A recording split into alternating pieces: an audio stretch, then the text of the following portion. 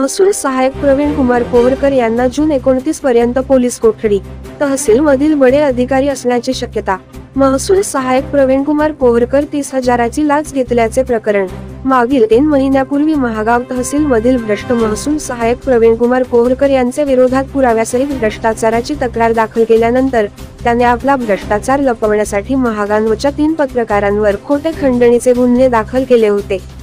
हिवरा येथील पांडुरंग सखाराम अंडगे या शेतकऱ्याने पांदळ रस्ता खुला करून मिळण्यासाठी प्रकरण गेल्या 3 वर्षापासून सुरू असून शेतकरी अंडगे यांनी न्याय मागण्यासाठी 5 वेळा उपोषण केले, परंतु महागाव तहसील व जिल्हा प्रशासनाने सातत्याने घोर निराशा करत शेतकरी अंडगे यांना न्याय तर दिलाच नाही।